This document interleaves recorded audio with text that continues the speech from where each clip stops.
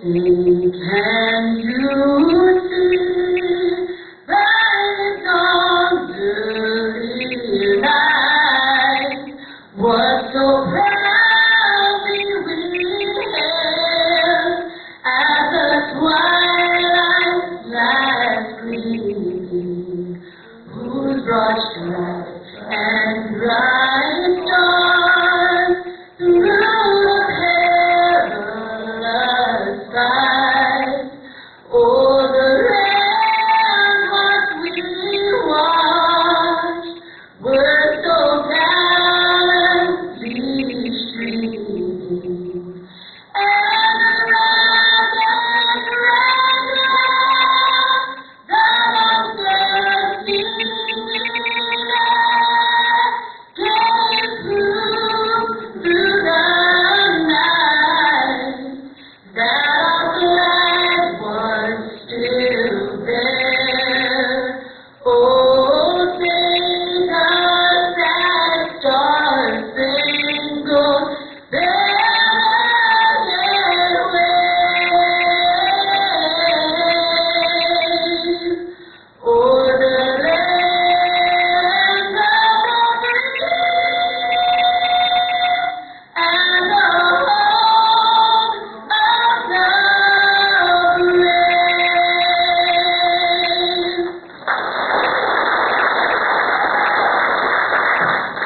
Well, thank you all for that incredibly warm welcome. And Susan, thank you for the very kind introduction. Julie, thank you for your leadership here. Thank you for inviting me. It's such an honor to get to be a part of this and get to be with all of you all. And it's great, frankly, to have the opportunity to get out of a place I call the People's Republic of Austin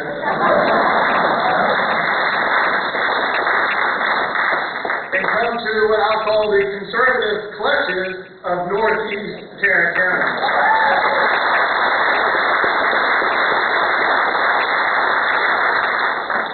You know, it's kind of interesting because if you think about the politics of it, Travis County is one of the most liberal counties in the entire state of Texas.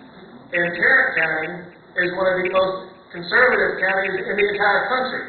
And Northeast Tarrant County is a big reason why. So thank you for the role you're playing in helping to make Texas a conservative bastion for the entire nation.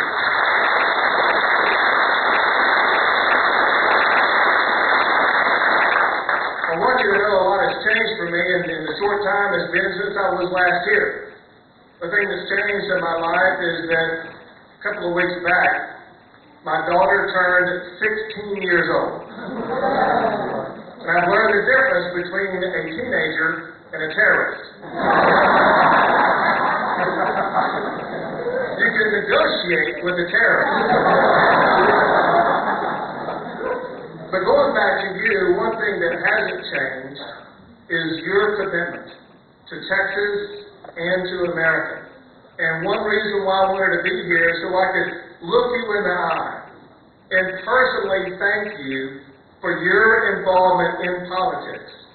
You know, it's one thing to be involved in politics in November right before the election. It's another thing to be involved in politics on an ongoing basis like this Tea Party. Democracy requires vigilance, the kind of vigilance that you show. Now let me raise a red flag for you about this, because we are seeing a threat to what you are trying to achieve. You no doubt have heard about the campaign to turn Texas blue.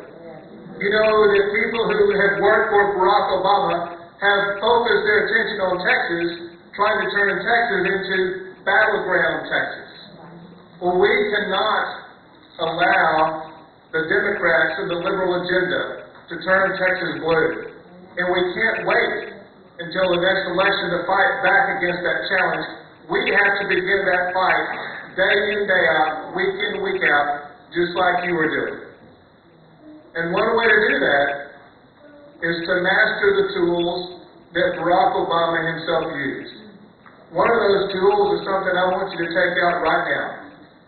I have my phone out. If you would take your phone out right now, please. Because as you're doing that, I'll remind you, Barack Obama and his team got way ahead of us with the use of technology. But we are quickly mastering the ability to use Twitter ourselves. Some of you are still wondering what Twitter is. You must all know what Twitter is and use it aggressively. In fact, one reason why I want you to turn on your phones right now is so you can tweet during the course of my speech tonight. There are two hidden advantages to this. One is if you get tired of my speech, you can just read something on your cell phone and I won't know the difference. The other is that if you learn to follow me on Twitter, you're going to keep up to date about what I'm working on. You would have been the first to know. Not the Fort Worth Star Telegram, not the Dallas Morning News, but you would have been the first to know about a legal encounter I had with Travis County. Earlier this year, Travis County threatened to shut down gun shows in Travis County. I didn't want to take the time of filing a lawsuit and going through all the legal rigmarole, so I just tweeted my response to Travis County. I told them that if they shut down gun shows in Travis County, they were facing a double-barrel lawsuit from the Texas Attorney General.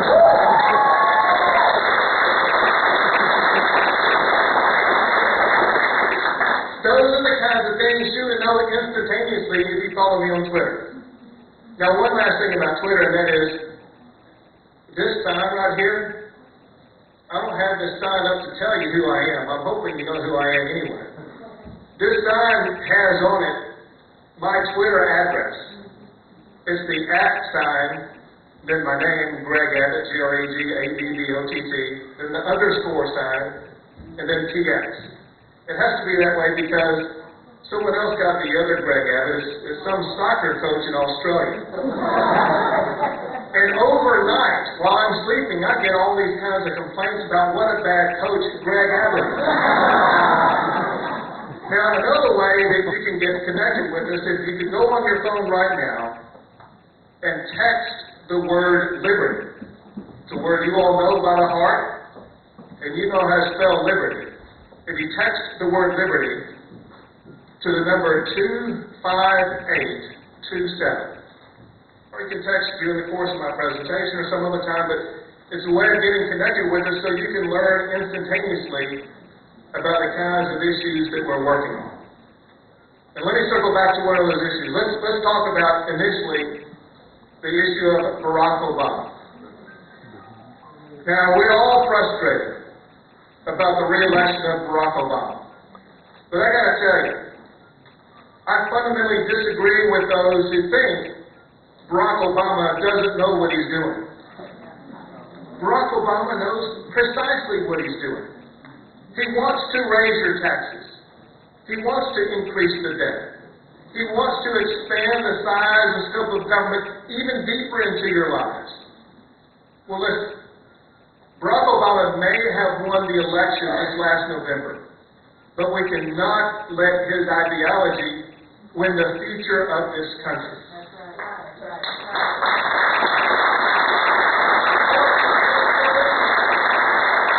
Think about it. Barack Obama's big government philosophy has never been the right fit for the principles of this country to begin with. This country isn't based upon big government. Our country is based upon the principle of freedom. Think about the story of America. There is an arc in the story of America, and that arc bends toward freedom. From Valley Forge to Vicksburg, from the Civil War to civil rights, from the Cold War to the War on Terror, Americans have always remembered that freedom is worth fighting for.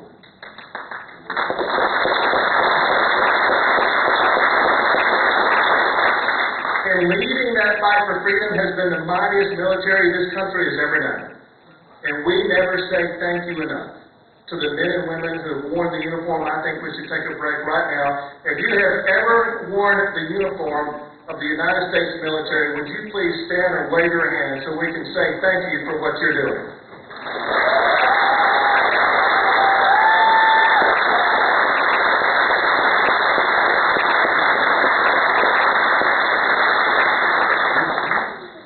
Now, I also want to take just a moment and also say thank you to the men and women who may not have served in the military, but the men and women who are protecting us on the home front in the area of law enforcement.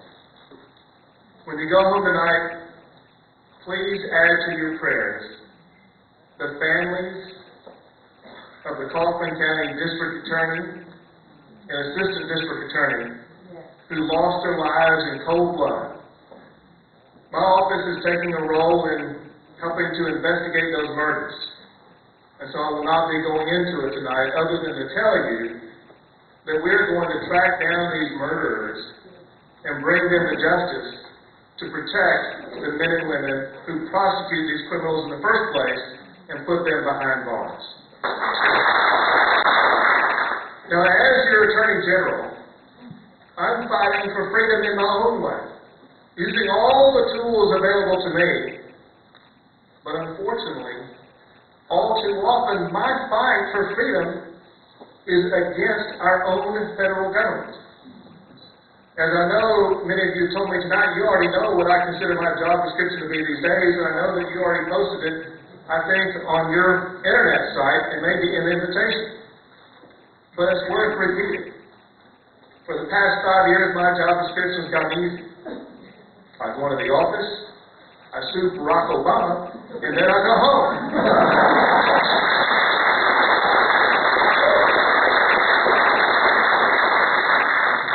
I've sued the Obama administration about 25 times in the last 4 years.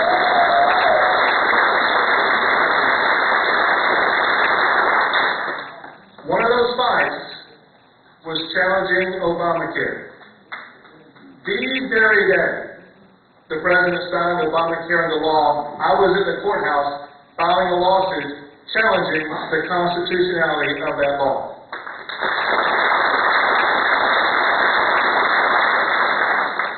Now, we know how it turned out. It went all the way to the United States Supreme Court, where we lost by one single vote, when Chief Justice Roberts said Obamacare was really the Obama tax. Well, listen, we may have lost that one battle about Obamacare, but we have not given up the fight about this law. That's why Texas has rejected the Obamacare Medicaid expansion. That's why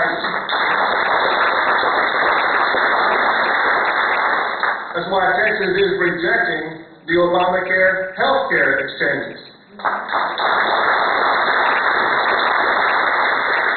And that's why my good friend, Ted Cruz, is leading the fight in the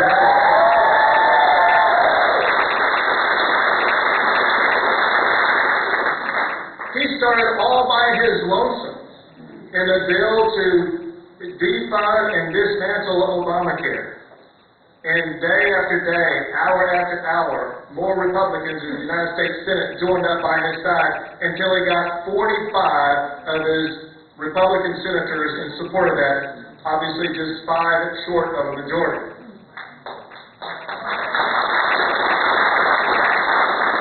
But now we're seeing even Democrats. Now they're realizing the pain being inflicted by Obamacare. Even Democrats are coming out thinking that they need to vote against this law. Well, listen, in hindsight, it turned out there was only one person who knew what they were talking about all along. And that, of course, was Nancy Pelosi. Remember when she said they had to pass Obamacare to find out what's in it? Well, now we're finding out, and it's looking pretty ugly. Remember this. You were promised the cost of health care would go down. But already, health care and insurance premiums are going up. You were promised you would get to keep your health care insurance if you wanted to and if you liked it. Already, millions of Americans are learning they may not get to keep their health care insurance. And you all have seen many employers are laying off employees, not hiring, are cutting hours of their workers because of the complications imposed by Obamacare. Well, listen, Obamacare is bad for America, it is bad for Texas, and we are going to continue our fight to try to dismantle this law.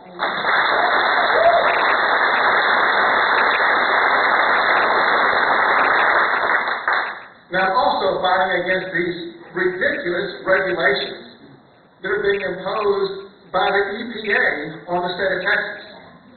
In just this last year alone, I have won 3 lawsuits against the EPA. Sending a message to those bureaucrats, don't mess with Texas. Let me tell you about just one of them that shows you how ridiculous they are. This one law is called the Cross-State Air Pollution Rule. I'm not going to bog you down in the details, but just know that the EPA claimed that Texas was guilty of polluting across state lines. Okay, so what state was it we were polluting? Was it our friends to the west, New Mexico? Our neighbor to the north, Oklahoma? Was it Arkansas or Louisiana? The answer would be no, no, no, and no. In fact, it wasn't even any state that was connected to any one of our neighboring states. Instead, the EPA claimed that we were polluting only the good citizens who live in a place called Granite City, Illinois. How they were able to pick out that on the map, I have no idea. More importantly, the Court of Appeals had no idea and ruled against the EPA, and the Court of Appeals even called the EPA absurd in their ruling.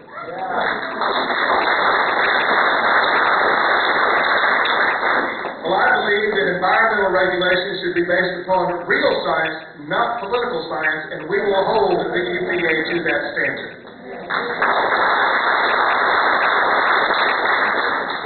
Now, about this time last year, I added another lawsuit. This one against Eric Holder.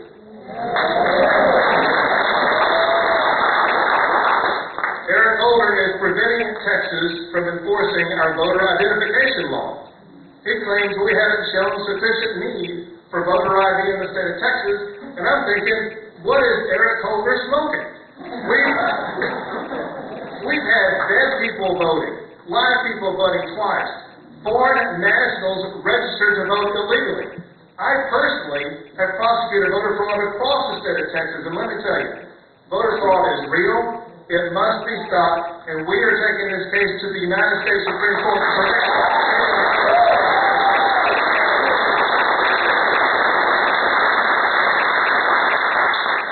I'm going to go out on a limb here and give you a prediction. There was a case that was argued at the United States Supreme Court last month that will come out, the decision will come out in June. And that lawsuit involves what's called Section 5 of the Voting Rights Act, which is the pre-clearance requirement the state of Texas has to go through. Based upon the observation of what happened in that oral argument, the Supreme Court is going to strike down Section 5, freeing Texas from having to be obligated by that onerous requirement.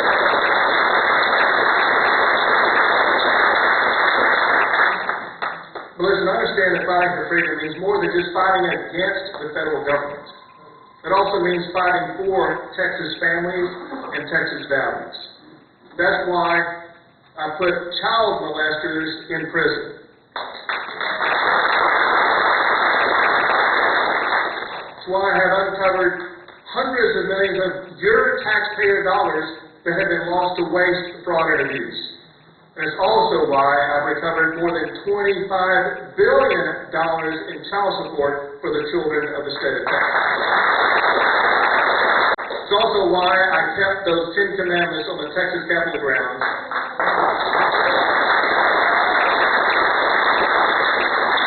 While we successfully kept the words, one nation under God in the United States Pledge of Allegiance. It is also the reason why I am investigating C-Scope, that I think is...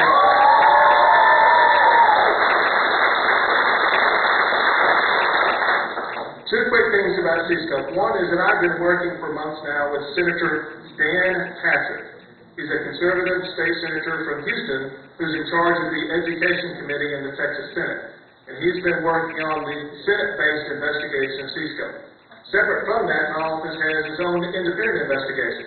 Bottom line is we are going to get to the bottom of C-scope and make sure, one, they have transparency, provide parents the information of what they're teaching kids at school, and two, they rid themselves of the erroneous information they've been providing kids, and three, if they fail to do number one and two, we aim to put them out of business.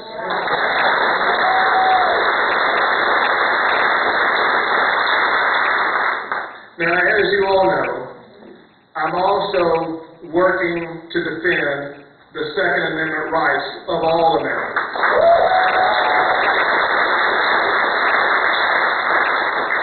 Now, even before Barack Obama became president, I was involved in taking 2 cases to the United States Supreme Court, successfully defending our Second Amendment right to keep and bear arms.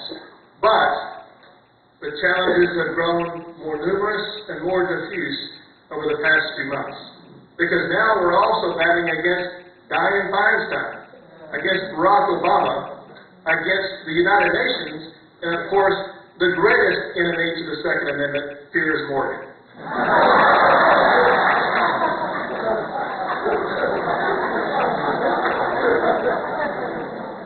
Now, some of you may have seen my interview on Piers Morgan a month or 2 ago, when he came to Texas to debate the right to keep and bear arms in America. And I was on there with Ted Nugent. Well, I told Piers Morgan that Americans ended the debate with the British about our right to keep and bear arms back in 1770.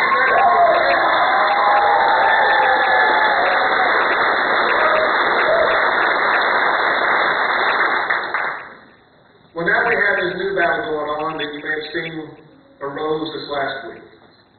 So battle against the United Nations. Stunningly, you need to know about this. I want to go into just tiny bit of detail here. This is dangerous and frightening. And I'm proud.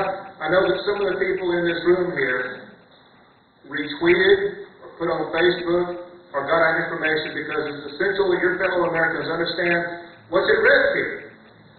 What happened is, at the behest and with the strong support of the Obama administration, this last week the United Nations passed a treaty that the United States right now is a part of. I'm going to cover more detail in a second, but a treaty that can limit and regulate your Second Amendment rights, as well as require a registry. Now, this is dangerous for 2 reasons. One, because it seems to be an end run by the Obama administration.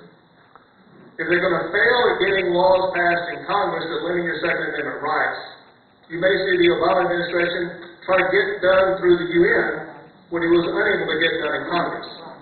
But there's a second and deeper concern here, and that is this ongoing effort by the Obama administration to reach out to and connect with the United Nations in an effort to regulate our lives. We fought a revolutionary war to get away from dictators from foreign lands telling us what to do. We are not now going to give that power back to dictators in foreign lands.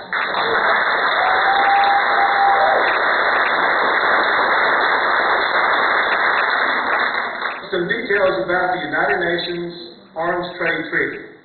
And that is, now the treaty is passed, it's up to the President to sign it, which of course he will. And then before it becomes law, the United States Senate must ratify it. Right now, there are 34 Republican senators who say they are going to vote against ratification. That's one enough. But if one of them is peeled off by Obama, or if something happens in the next election, or whatever can happen, it means we won't have enough. So one thing we need is to have more United States senators agree to vote against this treaty to ensure that it doesn't become law. The good news is both of Texas senators, Ted Cruz and John Cornyn, are on record as voting against this treaty. But if the treaty does become law, I will be filing my 27th lawsuit.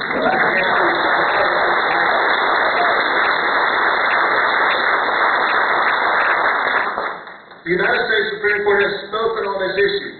and they said that treaties do not trump the Constitution, and I will hold the United States Supreme Court to that standard. This treaty must be implemented. But let me tell you this, as a person who seems like he lives in the courtroom against the federal government, I can be the first to tell you that the future of America is not going to be won at the courthouse. The future of this country must be won on the battlefield of ideas. And the good news is that conservatives are well armed for that fight. Think about it. The ideas of conservatives are bigger, bolder, and better than all the big government ideas that the liberal Democrats offer. And consider this. We don't want to make rich people poor. We want to help poor people become richer. We don't want to redistribute wealth. We want to help multiply wealth. You know, there was something that Abraham Lincoln stood for. He stood for the principle of the right to rise. That in this country, anyone can become someone. And that today's employee can become tomorrow's employer. And there's no place in the entire world that better represents those principles and values than our own great state of Texas.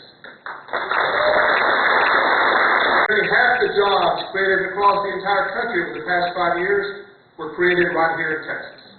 Texas has been the top exporting state for 11 years running, and we're quickly becoming the top manufacturing state in the nation.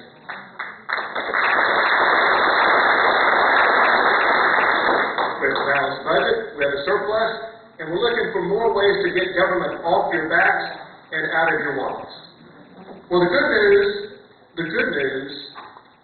is that the Texas model is working just as well at the ballot box. Because think about this fact. During that very same election, when Barack Obama got reelected as president, Texas became an even more red Republican state, electing a record number of conservatives in all-time history in the state of Texas. And just as important, the conservative and Republican Party is becoming even more diverse with each passing election. The very first senator from Texas to the United States of America who was Hispanic is a Republican, and his name is Ted Cruz.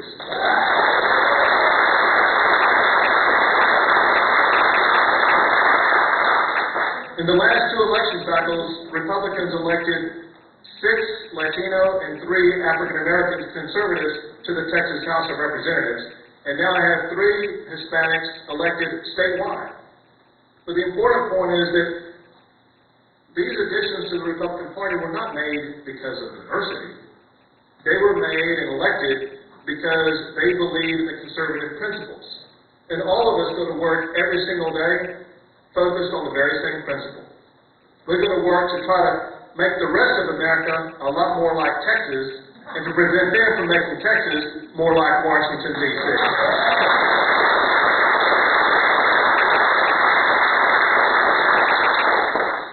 Let me just close by saying this, kind of pointing out the obvious. And that's, look, we're facing some challenging times in America today. We've got some political challenges, some economic challenges, other kinds of challenges. But equally obvious is that as Americans, we are up to this challenge. We always have been. You know, the accident that put me in the wheelchair made me realize the importance of overcoming challenges. If you don't know the story, what happened is I had just graduated from law school and moved to Houston, where I had taken a job at a law firm. And one day I went out for a jog, and while I was out jogging, a big 80-foot oak tree fell on me. It hit me in the back, and it fractured my vertebrae and my spinal cord, leaving me immediately paralyzed and forever needing to use the wheelchair that I remain in today. Well, I can tell as I'm telling the story, some of you are shaking your heads, wondering, how slow is that guy jogging to get hit by a tree?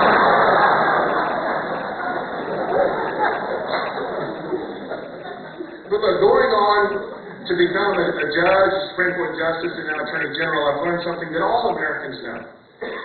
And that is that our lives are not defined by the way in which we are challenged. Instead, we define our lives by how we respond to the challenges we face. We did that from the time that we fought for independence.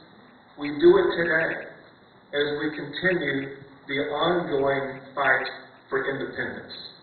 And so my message to you, my request of you, is to work every day in responding to the challenges we face, because liberty itself is on the line. We need you to not allow America to be defined by the way that Barack Obama and his liberal agenda have challenged us.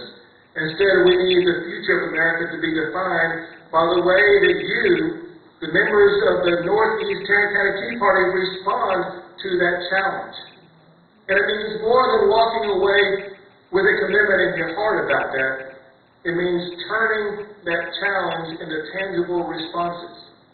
It means actually going home and getting on and getting involved in Twitter. It means signing up on a sheet in the back to let us know more about how we can be involved together. It means making a personal commitment that you will join arm in arm with all of us as we continue to battle against the liberal agenda being imposed on us by Barack Obama. It means never giving up, never letting go of the dream that you have for hope and opportunity and liberty in this country. Never letting go of the principles that are fundamental tenets of the Tea Party. And all I know is that if the rest of the state and the rest of the country can replicate what you have achieved in Northeast Tarrant County, we'll have far fewer problems as we march straight into the future. So thank you for what you're doing. God bless you all, and may God continue to bless the great state of Tarrant. Thank you so much.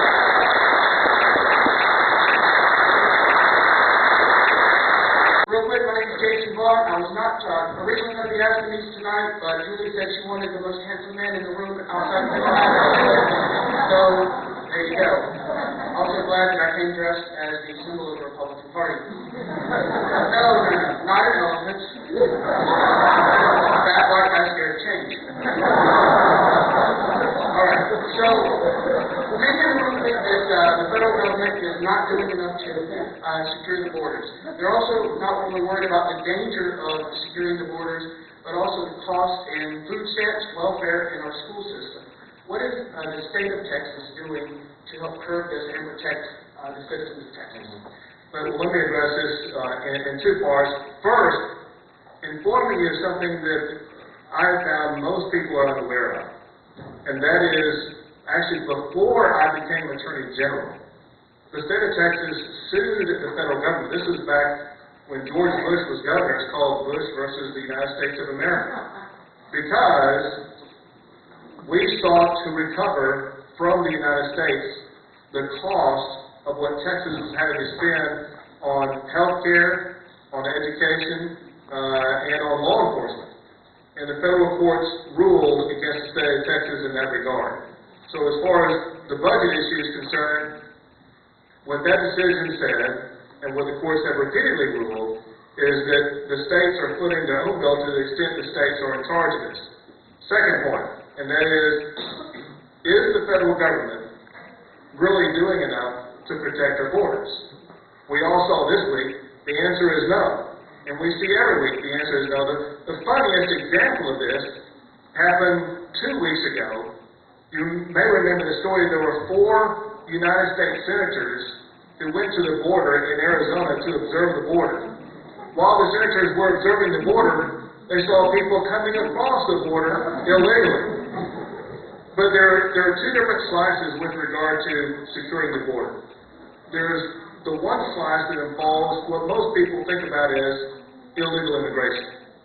The issue that I focused on the most, and the issue that the state of Texas and law enforcement focuses on the most, is the more dangerous traveling across the border. You need to know that the drug cartels don't care about what the immigration laws in the United States are.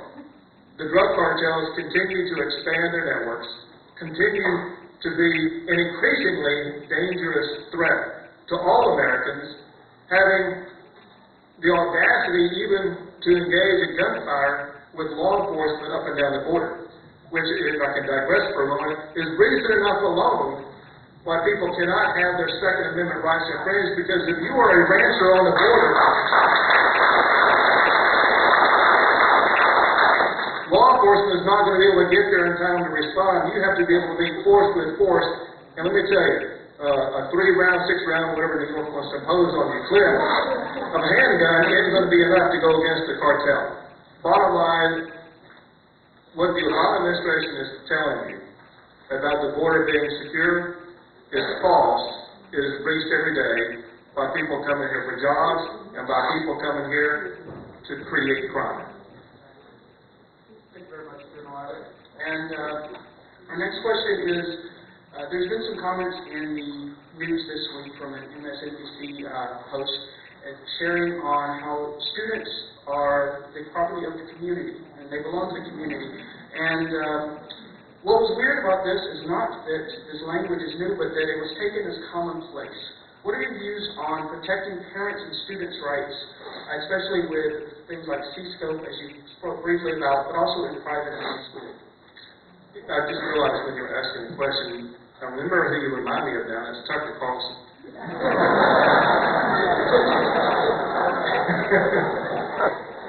But listen, I mean, you heard me, if you would tell you kind of a joke about my daughter earlier. I'm a very proud, engaged, involved parent. If there's anything in this entire world that I elevate to the highest level of prominence, it is protecting our children and securing a bright future for them. The comments that you're talking about are both offensive to any parent, to any child, but deeply disturbing to the social fabric of this country. And that's precisely why I go into the office every day looking for ways to sue the federal government.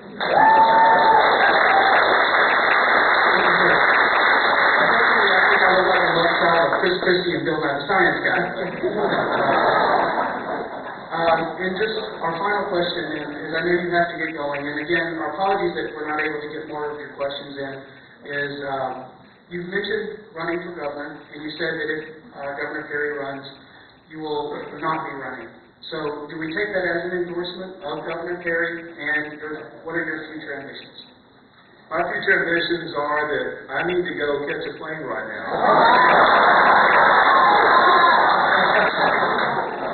And I will be getting back to you with the answer to that question in 2 months. All right.